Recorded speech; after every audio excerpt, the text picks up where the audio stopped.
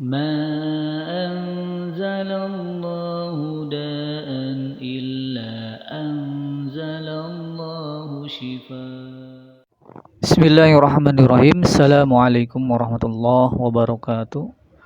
Alhamdulillah, salatu wassalam ala asyrafil anbiya'i wal mursalin wa ala alihi wa ashabi azmain. Apa kabar pemirsa Kudu Alami yang dirahmati oleh Allah Subhanahu wa taala? Semoga selalu dalam keadaan sehat walafiat. Baik pemirsa Kudu Alami yang dirahmati oleh Allah Subhanahu wa taala. Pada kali ini kita akan membahas tentang sakit mah dan juga cara mengatasinya. Perlu diketahui, hampir rata-rata atau bahkan mayoritas masyarakat plus 62 di zaman modern ini mengalami yang namanya sakit mah. Dikarenakan pergeseran pola perilaku yang signifikan, tingkat stres yang tinggi, kemudian pola makan yang sembarang, dan juga pola perilaku yang tidak teratur, sehingga memicu asam lambung, memicu asam lambung atau yang kita kenal dengan mah, Dalam metode klasik ataupun herbal, sebenarnya kata mah itu diambil dari pengobatan modern atau pengobatan dokter. Sedangkan pengobatan klasik ataupun herbalis ataupun tradisional dikenal dengan asam lambung, begitu. Di mana asam lambung ini jadi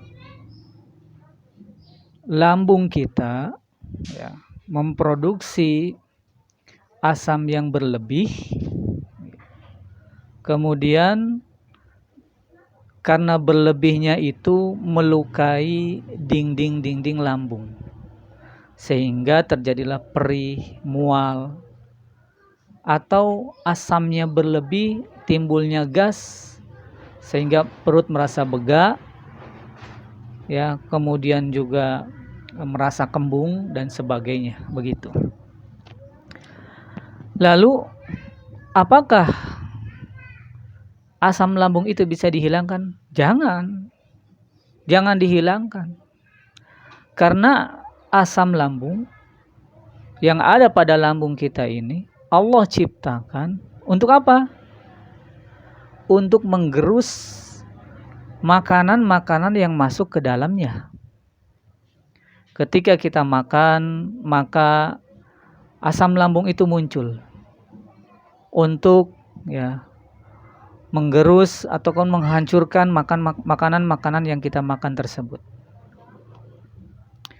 Nah, tekniknya ketika pola makan kita salah atau makanannya susah untuk dicerna, maka produksi asam lambung itu akan banyak. Dia akan mengeluarkan tenaga yang begitu kuat untuk menghancurkan makanan tersebut, begitu. Ketika makanan itu harus dihancurkan dengan asam yang sangat banyak pada lambung, sehingga dinding ini kewalahan untuk menahan gempuran dari asam lambung tersebut. Jadi terkikis dan timbullah luka. Ada beberapa faktor. Salah satunya yang kita bahas di sini adalah 2. Yang pertama, faktor perilaku makan, yaitu makanan-makanan yang sekarang kita makan yang kebanyakan sintetis, buatan, sehingga susah untuk dicerna. Maka ketika buatan-buatan yang artinya tidak organik dan tidak alami,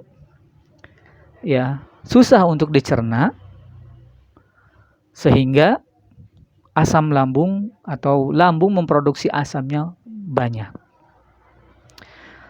Yang kedua, stres. Ya, stres berlebih. Ya. Setiap manusia itu akan ada stresnya. Tetapi bagaimana kita memanage stres? Jangan sampai stres itu berlebih sehingga mempengaruhi terhadap keadaan lambung. Setiap organ itu memiliki hubungan dengan emosi yang kita alami. Stres berlebih, pikiran berkecamuk, nah itu berhubungan dengan lambung. Kalau orang sedih ya, rindu, itu berhubungan dengan paru-paru, ya. Dan biasanya orang seperti itu kan suka sakit dada, ya kan. Nah, itu berhubungan dengan paru-paru. Kagetan, ya, itu atau rasa takut berlebih itu berhubungan dengan ginjal dan yang sebagainya, begitu ya. Maka dari itu pola makan dengan pola stres diperhatikan ya, bagi Anda yang memiliki penyakit asam lambung ataupun MAH, begitu. Ketika ada yang bertanya, kok saya minum ini tidak sembuh, minum itu tidak sembuh. Bukan obatnya yang tidak bekerja dengan baik, tetapi dari cara Anda memanage diri Anda sendiri, itu ya, bisa jadi stresnya berlebih, rasa takut juga berlebih, begitu. Sehingga tidak ada pengaruhnya, tidak ada pengaruh obat tersebut, gitu. Dan itu juga harus diperhatikan oleh para pasien. Obat itu berpengaruh bagaimana kejiwaan Anda, dan jiwa itu pun berpengaruh bagaimana terhadap obat tersebut, begitu. Bagaimana cara mengatasinya? Anda bisa merebus dengan 2 gelas air, ya, 2 gelas air. Anda sediakan bahan-bahannya, kunyit, ya, kunyit rimpangnya, bukan empuknya, kunyit rimpangnya 20 gram atau 2 sebesar jari telunjuk, ya, 2. Kemudian temulawak, ya, temulawak juga bisa 10 gram, ya. Kalau yang besar dipotong 2, begitu. Kemudian ditambah dengan jahe 10 gram atau 1 ibu jari, ya, 1 ibu jari. Bisa ditambah dengan 5 butir kapulaga, begitu. Caranya, pertama kali Anda rebus dulu airnya yang 2 gelas itu. Gunakan ya periuk dari tanah ataupun dari kaca, ya, jangan dari aluminium. Nanti kita ada pelajarannya.